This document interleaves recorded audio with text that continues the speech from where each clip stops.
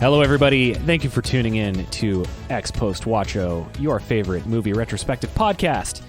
Every week, we revisit an old movie and see what we think about it in the year 2021 and onward. I'm joined, as usual, by my friend and co-host, Ilana. How are you doing today, Ilana? I'm doing great, Jason. How are you doing today? I'm doing great. I'm excited to watch 24-Hour Party People. This is a movie that came out in 2002. Have you seen this movie before? I don't know. I think this was around the time that I was working at a video store. And so I may at the end of the night, we could take home, if we were working the next day, we could take home movies and watch them at no cost. And I'm fairly certain that this came out while I was working that, like on VHS. Or DVD, I guess, was out by this time. So I may have seen it, but I don't know. And I don't remember anything about this or really know anything about this. So I'm looking forward to being surprised and going, oh, wait, I have seen this before, like a real middle-aged woman or just first time viewing. I'm not really sure. Well, I'm optimistic you'll enjoy this. This is a movie that basically chronicles the birth of like the post-punk music scene in Manchester, as well as like the birth of rave culture. It's a true story. I'm putting that in quotes. The movie definitely takes some liberties with the material, but it is very aware of that. It explicitly states it. Gets a little over the top sometimes. But it's an interesting story about a lot of, famous bands, namely like Joy Division and New Order. This movie actually kind of got me into better music than what I was listening to at the time, because when I was a young man in high school, I was big into nu metal, and eventually got a little tired of that, and this movie helped. I watched and I was like, Joy Division, eh? What is this post-punk? You take a chorus pedal and add it to your guitar and put a plucky bass underneath it, and then have someone sing like this a lot. And you've got a whole new genre of music that I love. So it's got great music. It's kind of, maybe a bit of a grown-up version of That Thing You Do. When we talked about that movie, it's like everything is fine and happy and nothing bad happens. This is a bit more like reality.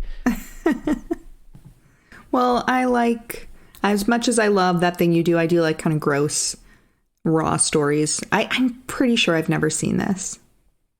I like Joy Division, so I feel like if I would have seen this, I would have remembered. Yeah, they're kind of a big part of this movie. Steve Coogan is the main dude. Okay, yeah, he's very fun to watch in this. Andy Serkis has a role in this as a person, not a CGI animal, which he's shown up. He's like in one of the Marvel movies, so or a couple of them, so I guess that's not that weird. But I remember when I first saw this, I'm like, that's the Lord of the Rings guy, and he's not wearing a suit covered in ping pong balls. What? Yeah. Yeah. Anyway, I think this is a good movie. It's been a while since I've seen it. It's probably like 5 or 6 years, so I'm looking forward to it. Yeah, me too. I'm like I said, I'm like 99% sure I haven't seen it, so it'll be good to see something that I haven't seen before. All right, we'll be back momentarily after we watch 24-Hour Party People. We're back. I am on a lot of ecstasy right now, more than usual, in honor of 24-Hour Party People. Ilana, what'd you think of it? So I enjoyed this movie. I think it's a well-made film, and there were a lot of things about it that I really liked. The only thing was I'm not really knowledgeable about this time in history regarding like the music scene, like the punk, new wave kind of thing. And it's very specific to Manchester as well. And so there were some names that I recognized, big names like Ian Curtis, Joy Division, obviously, but I think this movie makes a lot of some assumptions about its viewers. Like, you kind of know a bit when you go into it. So there were moments where I felt really lost. I think a lot of stuff probably went right over my head just because I didn't have any context to place it in. So I felt a little bit lost, not even lost, just it was hard to focus and really stay with the movie in certain ways. Having said that, I think Steve Coogan is like one of the funniest people on planet Earth. So all of his moments I was enjoying. And like I said, I liked a lot of other elements of the film. So there was enough to keep me invested. Definitely don't think it's a bad movie. It was just going into it.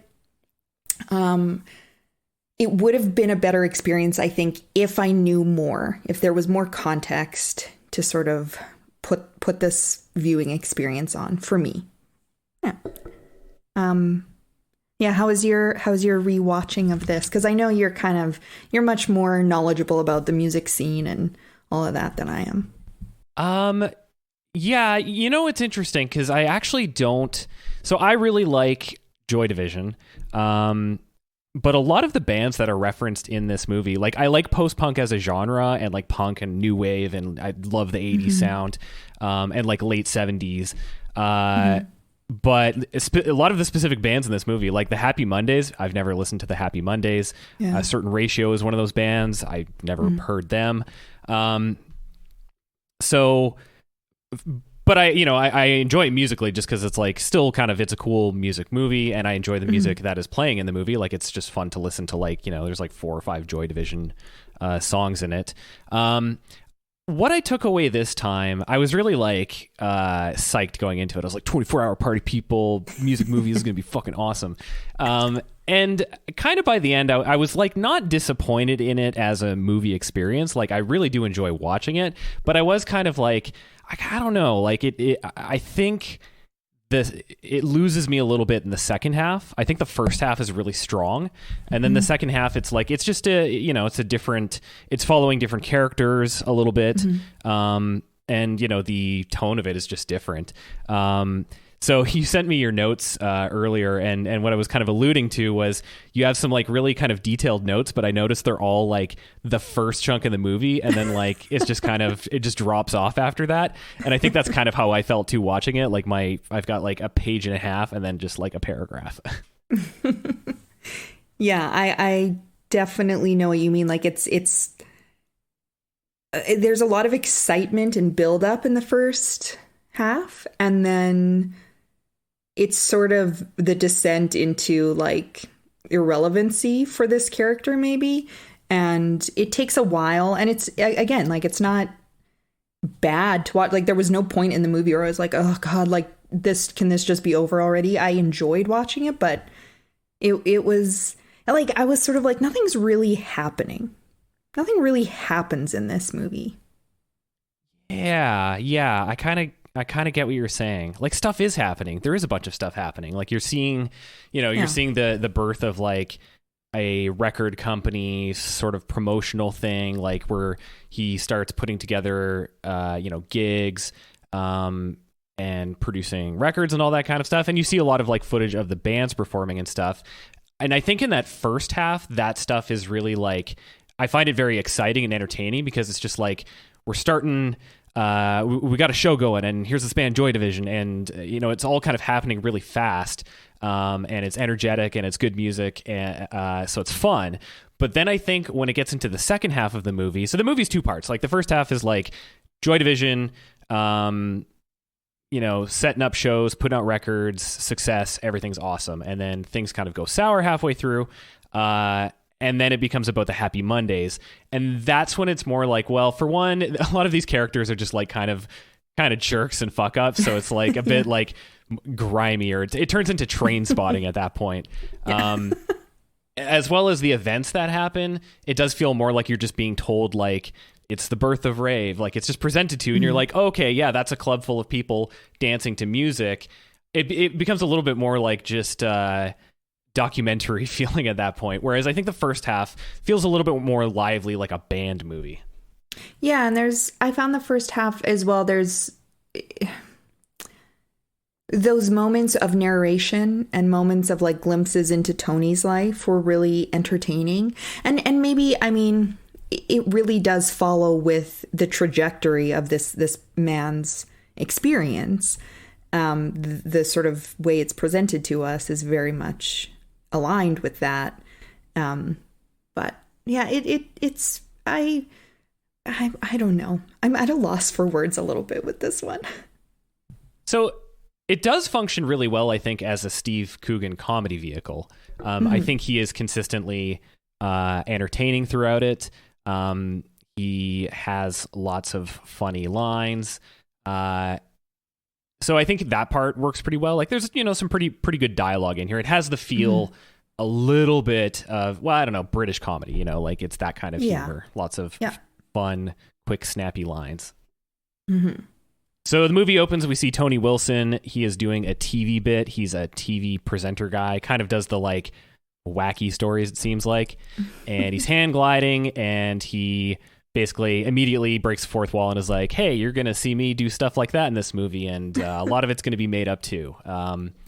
And then we get the opening credits with a font that you can't read. That was something I was just like, am I getting old? This is impossible to see.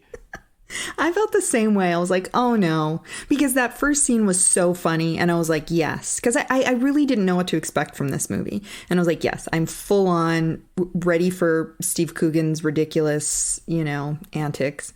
And then as soon as that font came up, I had the exact same thought. Am I just old now? Are we supposed to be able to read this?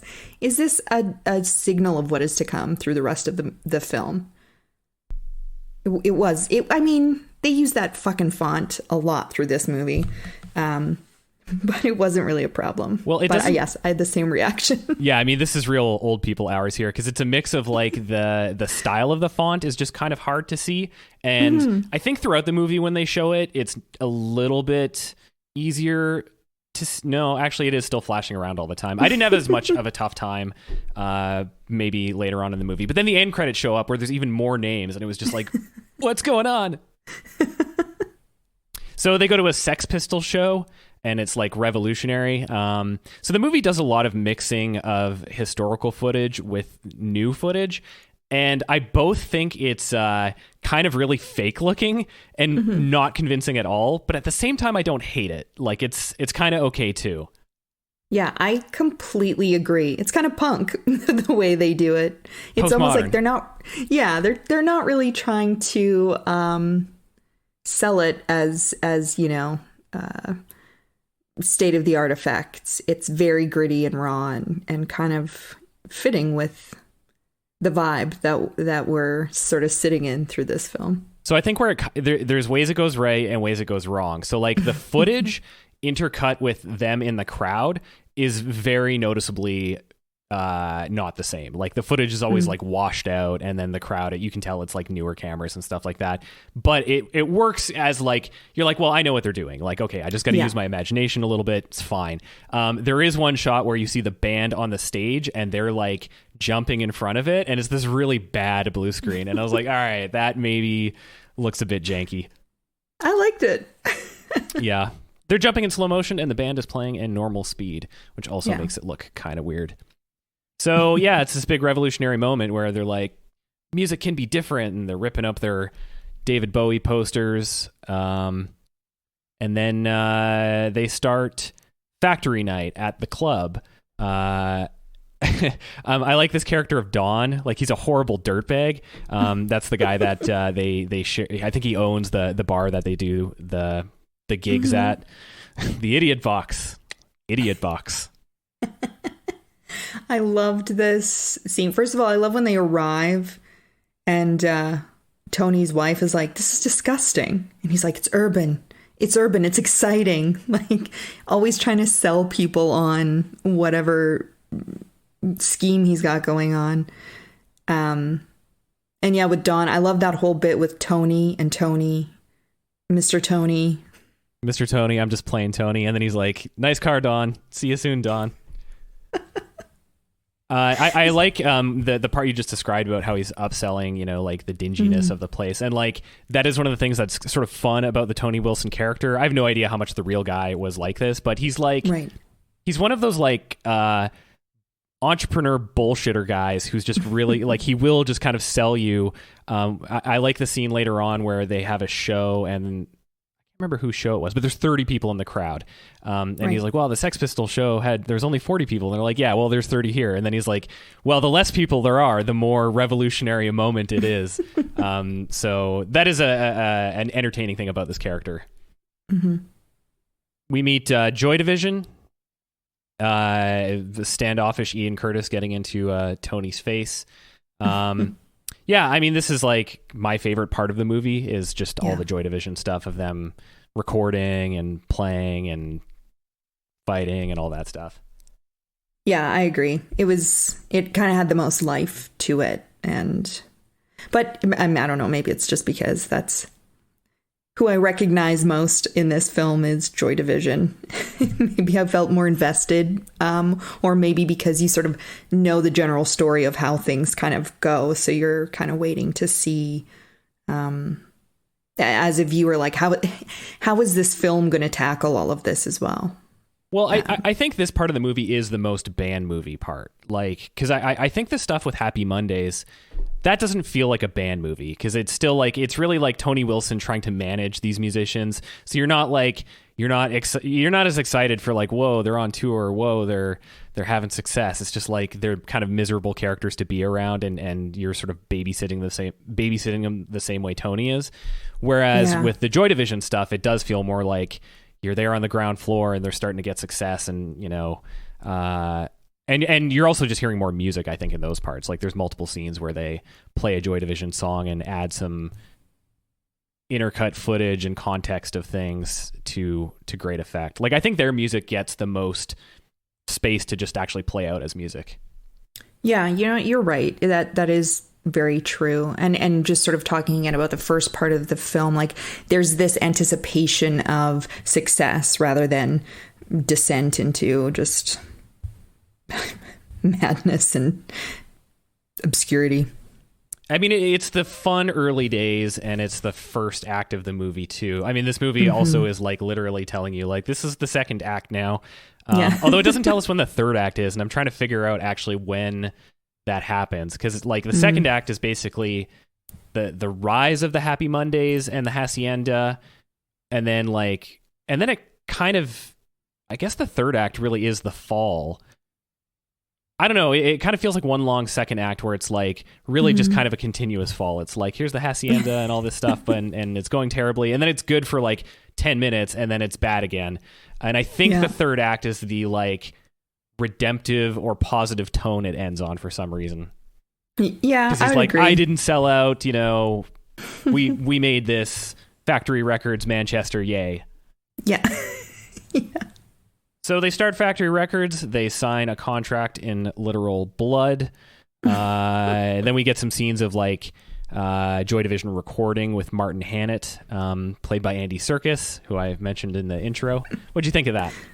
I did not realize it was him until he shows up later with short hair, because he's got his shades on the whole time. Oh, really? He was great. What a mess. I like when he's like ripping on the band. He's like, you wear it well. Now play it like a fucking musician. Yeah. It's like one of those roles where, they just had so much fun with it, because he has no shame, this character. He's just a dick. Yeah. And he's like wearing it proudly. What does he say later? Well, goodbye. We obviously have nothing in common. I'm a genius. You're fucking wankers. You'll never see me again. So Martin Hannett, I'd never really heard of him until like watching this movie, and I don't, know a ton about the producers of that era, but he did produce Joy Division's first two albums. And I mentioned the sort of like post-punk sound formula in the beginning, and I got it kind of wrong. I said like chorus pedal, deep voice, and like a plucky bass. I forgot to add, well, the chorus pedal is optional. I just like it. But the real secret is a fuckload of reverb.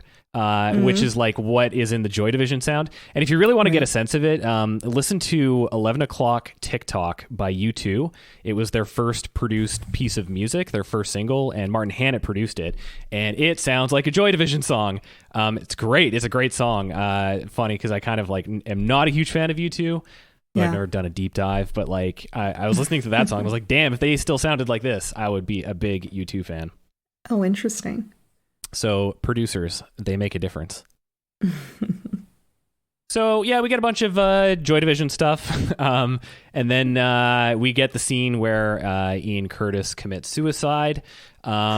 This part of the movie is kind of tough to watch for reasons if you know the story of Joy Division, but also for personal reasons for the two of us. So yeah, that's a tough scene, and really like the way they show it is. Man, it just I was like sick to my stomach watching it, to be honest. Yeah, I mean that moment where he's with Tony's first wife and he's like, "Oh yeah, we've got this US tour coming up and they're saying goodbye," and you know something's up at this point, even if you don't know, the real story or whatever. But they just really kind of it's not graphic necessarily, but the way they present it is. So this is something that I think this film does really well, is really balances comedy and this idea of like what's truth and what is legend. And I think it does it really well and poses this question of like, what is what? It can be really funny and snarky and seem, really flippant about things, but in these moments it's incredibly heavy and raw, and I think that's what makes it so hard hitting. Like it's not over dramatized, which makes it feel like, oh, this is how it may happen, or this is how it does happen, which is it just like, oh god, it's I agree with you. I felt really sick watching it. It's just like your heart just drops through the bottom of your toes. Yeah, the first time I saw it, I actually didn't. I was not expecting it because I didn't really know the story. Right. And the way I remember it being a bit thrown off, or, well, the way I remember it the first time was that it was played for laughs a little bit, because the way the scene is it's Ian Curtis, basically looking kind of contemplative. And then it cuts to a shot of like, you can see his swinging feet, and there's like a TV show that is showing some like, chicken, and there's like cowboy music, yeehaw music playing. Right. So it's like really kind of a contrast. And watching it now, I actually think that part is debatable either way, I guess. But the lead up to it, I found very, that was the part that actually I think is upsetting, I guess, because it's like, he does have that moment with Lindsay, where they're just like, hey, how's it going? And she's like, oh, hang out for a bit. And he's like, I don't feel like it. And they're about to go on tour. And then it's him, he comes home and he just kind of like is doing his routine in the house a little bit. And he's like bored watching TV. And I think the reason why the first time I saw it, it just completely didn't register with me, which maybe is sort of like a lesson about how these things tend to go, is I was just like, it's just a guy sitting there. But when you watch it now, you sort of like, you just see him sitting in his chair, sort of staring off into space a little bit, and you know what's going on. And in reality, suicide a lot of the time, not to like claim to be an expert on it or anything, but like, not that people may not kind of be preparing for it one way or another, but it still isn't sort of impulsive thing. Like it's, that is the moment it strikes you where, go do it, and that's what I felt from this scene a lot, and which is why I found it so like visceral. Yeah, that's a good word for it. And so that's basically the end of the first act. We're told it's the second act, so then we get into the New Order. I do like the way they show Blue Monday and how that all plays out, because that song was a fucking massive hit. One of the best songs ever, 8-minute like masterpiece. I love that song so much. And it was famous for its 12-inch single, like looking fucking cool, and them losing money on it because it cost so much to make it look so cool. And they really didn't think it was going to be a big hit. So they were like, yeah, whatever, it'll be fine. And then they just lost a shitload of money on it. Eventually they did switch over to a more like conventional packaging. It is really interesting. Like that song, I can't remember what year it was, but like in the late 90s, was it Orgy that did a cover It was of it. Orgy. Not. I hate that version. It like just kind of blew the song up again, though. Like, I really distinctly remember that. We have a mutual friend who was like, she was all over that song. It was a big hit. I remember, like, I remember hearing it on Much Music all the time. Yeah. So I will say it's not a bad cover. They do a fine job with the material. Yeah. It totally works as a song. It's one of those covers that disappoints me, though, because it doesn't have the thing that makes the original so good, which in my opinion, the reason why Blue Monday is so good is like, it's just a kind of an electronic masterpiece of like, there's just so much kind of like synths going on at different times. And it's a very busy song. And I like those details. Like for me, that's what makes it hold up. Whereas the Orgy one just kind of breaks it down to like, well, this is the overall like chord progression and lyrics. So we'll do that. And then we'll just like play it on down-tuned guitars because it's 1998. I enjoy it to just bob my head around to, but yeah, I don't want to poo-poo it too much. Yeah. I respect Orgy. What I did like though was the choice to have a version of the song that was like them almost acoustically playing it, like they're working out the song together, and you know, it's like an electric guitar, a bass, and like one keyboard, and it's interesting because I guess it's the same thing that Orgy did, where it's just breaking it down to its bare essentials. And I thought that was an interesting choice that you don't actually hear real Blue Monday. Yeah, I liked that moment too. It's because kind of all the behind the scenes stuff that we see is so, again, you're not sure what's real or what's a legend, and it's all from, you know, or a lot of it is from Tony's perspective, or just, you know, actual footage. And this was kind of cool to see maybe more of a process that didn't involve, you know, people just being complete fuck ups and, you know, pieces of shit. It was just what they're doing with the music. And I also like that about this movie too. It's like, despite all of the bullshit and all of these, you know, men really just,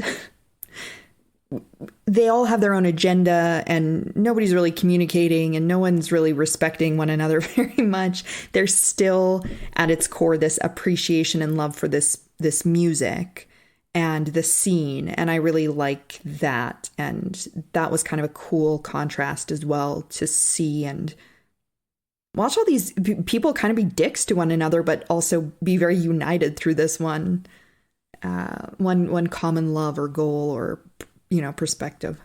Yeah, I like the relationship between Tony and I can't remember the character's name. He's the manager for Joy Division and New Order.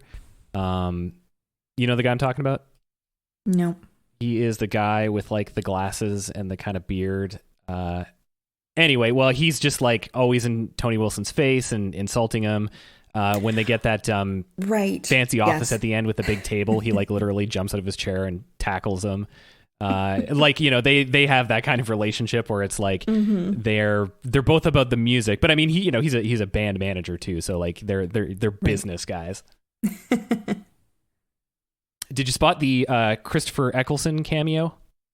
No. Oh, so Tony walks by a homeless guy who is quoting Boethius, who was a Roman philosopher. Oh, so that's him. Yeah. That's kind of, I like that bit too. Like, that's a weird, you know, this movie does things that are like clearly breaking the fourth wall. He's narrating, he's looking at the camera. There's moments, there's cameos. The cameos are pointed out even before the movie's over. It's like, hey, by the way, these were real people. I like that decision too. And then this is kind of like another weird bit, which is just this sort of like surreal moment where he gives this speech that basically boils down to, I don't know, life is a series of ups and downs, you know. Change is what does he say? Mutability is our tragedy, but it's also our hope. And talking about a wheel because it's circular. Time is a flat circle is basically what he's getting at. And then Tony just says, I know, which I really liked. Yeah. Yeah, I love those moments in this film as well. I feel like the jumps to him in his journalism with his journalism hat on also kind of contributed to this strange sort of feeling like it really abruptly just moves from one part of his life or one part of this story to these strange little nuggets that tell us more about this person and maybe his motivation and why he's doing what he's doing and the type of person he is. And like all the journalism stuff was absolutely absurd, like the elephants, Canal, of course there's like what do you remember from the early days of the canal? Very little. Peaceful. Yeah. I just like, it's very strange. The UFO moment. Yeah. They're like the thing with the pigeons. Oh my God. The pigeon thing had me cackling. It was so full on. They just really went for this thing. There was like a 1 second shot of a real close up of a pigeon just like in the corner of the screen. Like it was just chaos. It was a lot of fun and made me uncomfortable, but in like a good way. I really appreciated it. Yeah, I mean, it's sociopathic what they're doing, but it's funny because Ride of the Valkyries is playing. And yeah, there is a shot of like a CGI or even clay animation pigeon that's just like really wacky looking. Yeah, so they do a lot of stuff like that. And yeah, so like there's the kind of wackier stuff, but then there's also the like sort of character moments. So like you meet Tony's second wife and his kid, and he's just like, oh yeah, I didn't tell you about that. Maybe I haven't been the best father anyway. Like they just sort of, it just gives you a little bit of a glimpse into that character, but otherwise doesn't dwell in it. The one moment that I just don't understand, there's a scene where he has to go on his TV thing and interview what was a Tory member of parliament who was named Sir something, and they're like, don't talk about this, he doesn't like it, and then like he goes and he literally does it. But I just didn't understand that because I thought that was going to have some relevance to the movie. I thought like maybe like when those laws against raves went into place in the UK, I think that might have been like the early 90s or something, like maybe he was involved in that. Yeah, it was just like a weird scene of him kind of fucking up at work. That's the one part where I was like, I don't get this, and I don't think it serves any purpose. Yeah, I agree. I watching that, I figured I was just not understanding something. So hearing you say that it didn't quite make sense for you in the context of this film makes me feel a little better. I looked it up and I found a movie review, and I didn't read much of the review because I don't want to read a review right before we talk about a movie because that'll throw me off. But one complaint he did have was like that specific scene, and he's like, I did like a ton of research and I couldn't find any reason why it's relevant to the story. Weird. The sheep herding duck was another fun little TV moment like that. That was good. I like that. I liked his stick and his whistle. I can't whistle like that. Can you learn, once you get past a certain age, can you learn to do that weird... This is not playing on the... It doesn't play on radio, but, you know, where you like stick your tongue on your teeth or something and... Yeah. I don't know. I've always been envious of people who could do that. Is that like one of those weird traits you inherit from a parent? Some people can do it and some people just can't. Oh shit, this is why we need Gattaca, so that every child will be capable of doing that kind of whistle. It's a little check mark that you select. I'm checking that box. You can tell we're stretching for time on this episode, folks.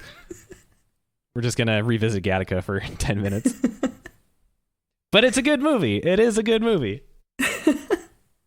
Yeah, I don't know. So like basically we learn more about the hacienda, their club, and like we get a montage of like rave stuff happening. Like they kind of tell you like raves are a thing now. Like they don't actually like, that would be an interesting movie on its own. Like because that's not something I even know a ton about, like how rave culture came to be and what it was like and stuff like that. Like I've heard some of the music from that era, which like I like electronic music, but a lot of that stuff is like real tough to get into, like old school late 80s, early 90s, like trance and like acid house. I would love a movie all about that. Like I want to see someone go buy a TB-303 and like all that bullshit, but that would be a movie that maybe would only appeal to like major nerds like me. I don't know. I mean, I think that like, so we're a little bit young to have been involved in that kind of rave culture, but that was spilling over into like the late 90s where like people our age were starting to explore that a little bit. And we were of age for the end of rave culture, I think. Yeah, because I was going to actually ask you about that. Like, is that something that you knew about or something that you I mean, obviously where we grew up, there was not really like an Obviously, underground. we're losers and we've never been to a rave. I don't even think I went to a house party in high school, never mind a rave. So I feel like, I mean, I don't think that I'm a rave kind of person. That's not really my scene. That really scares me. But I'm actually, in terms of like I don't want to participate in it. But that culture really fascinates me. And it's sort of like, when I see stuff now like Burning Man, it's just like this place of just like expression and freedom and, love. But it also seems very violent in ways. I don't know. I'm really fascinated by it. And you're right. It would have been like really interesting to have a little bit more of like, but this movie doesn't really give us that. Like, it doesn't really give us the why. It just gives us the what is happening rather than why is any of this happening? Yeah, like I think and I don't think you need to do that with a band movie because you can just be like, look at this fucking band. They're awesome. They're having success. It's just like, it all kind of makes sense. But like, that was a kind of momentous shift of like, he says like they're cheering for the DJ. It's a different kind of thing. Like it's one thing to see a band. It's different to like, you're not seeing a band. You're going to a place to do a lot of drugs and dance for a long time and listen to like a bunch of different music. And someone is like facilitating that. So that I would have been cool to kind of see how that came about. But it basically, at this point, it just sort of like tells you. I thought it was interesting, at least the story of like drugs and how it worked for the business, where they're like, people are not necessarily drinking at these events, but they are doing a lot of drugs, which we don't sell because we can't.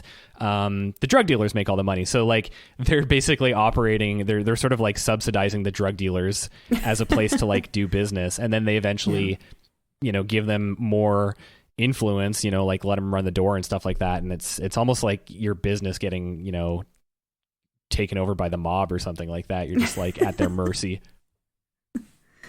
So Happy Mondays are jerks. They make an album. They won't do vocals. So they got to find a solution. And the solution is to sell the company to London Records. Wah, wah. This was interesting because they went to Barbados. Yeah. These guys. And there was another one of those strange moments where it was like this guy on a rock and they're like, it was the adventures of like Ryderson Caruso. Yeah. That was strange. Everyone's just like drugged out of their mind as well. And okay, so the Happy Mondays guy really made me laugh through the whole Sean Ryder. He was like a funny character. He was an interesting character, and we really didn't see much of him because every time he was on screen, he just has like something interesting that you want to watch him and listen to him. But we didn't really get much of him. It might have been a bit much to have more of him in this film, but I actually did want more of him. Oh, interesting. I think, I don't know. At this point, I'm sort of like, this is the less fun part of the movie for me compared to the first half. So I feel like there was the right amount of Sean Ryder, that character. But there is a scene with him and his brother early in the movie, like in that first half, where they're watching Carl Denver on TV. And I love that scene because they're just kind of like having a conversation about it. And the dad is sitting there watching and nodding along. And that just felt like a nice kind of pleasant, cozy environment. Maybe I was just nostalgic watching it. But I think that actor does a really good job of playing that character. And he is like, he has kind of like character and personality. And you could easily, do a movie with that character as like your lead. Yeah. I mean, I guess it's that sick thing of like, we're kind of fascinated by people who don't really live by the laws of the land. They're just... He's the anti-hero. Exactly. So he's going to sell the company to London Records. He shows the contract that says, Factory Records doesn't own any of the band's material or anything like that. And then Tony explains, my epitaph will be that I literally, or that I never literally nor metaphorically sold out. I protected myself from having that dilemma by having nothing to sell out, which is really funny. And I think kind of like sums up the character. Like the one thing you can kind of say about Tony Wilson in this movie, I don't know how much this like relates to reality, but he does seem to like live and die by his sort of like principles of like how art should work and stuff like that. Like he really kind of, from the sounds of things, like lost money the whole time to support this venture so that these bands could exist and have records, and the hacienda could be a thing, and all that stuff could happen. Like, it was just a giant money pit, but what it produced was like Manchester was at the top for a while, and he can sort of like die knowing he accomplished that. Yeah, I liked that moment, and he's I don't even want to say it's like a point of redemption for him or anything, because he doesn't really do anything that terrible through the film, but I like that we were left on that note, and that you're kind of on his side anyway by the end of the film. And his love of Manchester, that was really interesting, I thought. It did make me kind of want to, I mean, this movie made me want to dig deeper into these stories and this history and what Manchester was like at that time. Yeah, I do sort of like the small town boosterism. I mean, Manchester's a city, but like, you know, it was a big industrial city, and then in that period of time, it was, you know, all the factories were closing, and you know, that's why he chose Factory Records. At least in that scene, he says, you know, why not factory? There's all these factory closing signs. What if we had one that said factory opening? So yeah, that's kind of fun. Like, if you're into music and like local shows, like watching all the Joy Division scenes, I want to go to just a local shitty band's concert so bad, and just like you know, be too close to other people and have fun. And if you're into that kind of stuff, or if you're like, you know, your city has a music scene or an art scene and you're really into that, like, I think this movie does kind of like capture that a little bit, and you can appreciate, or I appreciate his sort of that being a driving force in what he was doing. Yeah, totally.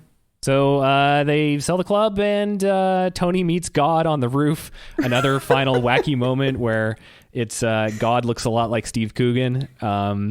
And he just says, like, you did a good job. Basically, you were right. This guy sucked. You should have signed the Smiths. And you should, what does he say? You should re-release so-and-so's album. It's good music to chill out to. Yeah, it's just such an absurd moment. And he plays it so, like, as Tony, not as God Steve Coogan, but as Tony, so well. Like, he's just so, he's almost not even affected by it. He's like, oh, okay. And they're like, what are you looking at over there, man? And he's like, oh, just God. I just talked to God. Yeah. And then smash cut to more unreadable credits, which were really annoying this time, because I was like trying to read if it was like going to say like this happened next, or like, is there some, you know, something I need to be paying attention to for this end credits part, but it's not. It's just music, which is fine. Okay. Some fun trivia facts that I discovered. So in the movie, when they show the hacienda, they label it as FAC 51. So Factory Records had a cataloging system that they used for all their releases, which is not that unusual. But they did it for some other things that were not music or media releases. FAC 61 is a lawsuit. It's the paperwork for a lawsuit from Martin Hannett against the rest of Factory Records in the, I think it was like 82 or something like that. So they actually filed that as FAC 51. I think that's pretty funny. FAC 81 was the 1-year anniversary party for the hacienda. FAC 191 was a cat named Feline Groovy, who is the hacienda cat. So I assume it lived there. Feline Groovy. Feline Groovy. And FAC 501 was Tony Wilson's coffin when he died. Wow. Yeah. It's just, I mean, it's interesting. It's an interesting, God, I don't even have words. It's just like an absurd, place and time. Everything just seems like chaos in an exciting way. It does feel like, I think the movie does kind of capture a sense of like, I don't know. I mean, the 80s and 90s were like interesting times for music and culture and stuff like that. Yeah. Today, it's not like that. We live in a dying society, so culture just recycles itself over and over and over again. So maybe that's one of the other things about this movie is there's sort of this like spirit of change that that's enjoyable.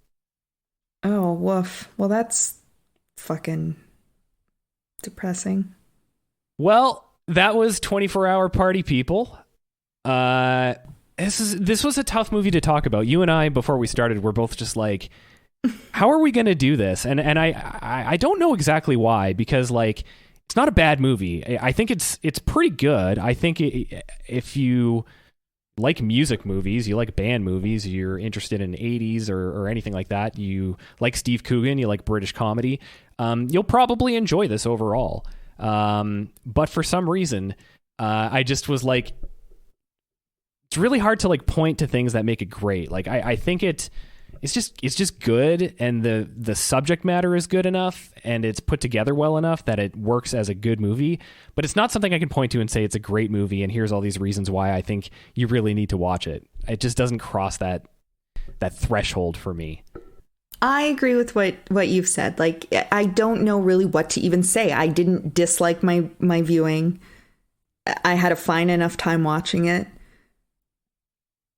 I'd be curious to like go and do some more research for myself just to give it some more context and see how that changes my viewing experience.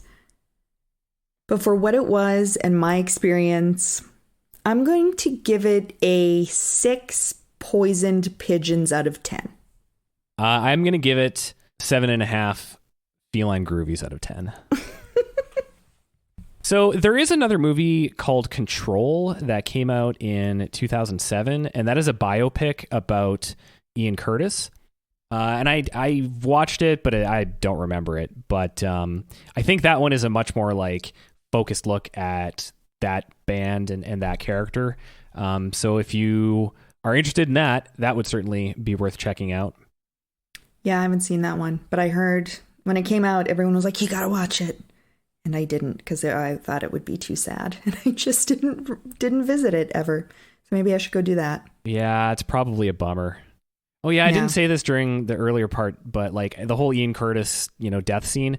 After he dies, they show the video for Atmosphere, which is that black and white footage of like the people in the sort of like robes walking in a desert. That's the actual music video. I fucking lost it during that scene, because that song was used in Stranger Things in a sort of equally or in a very like intense sad moment in the show.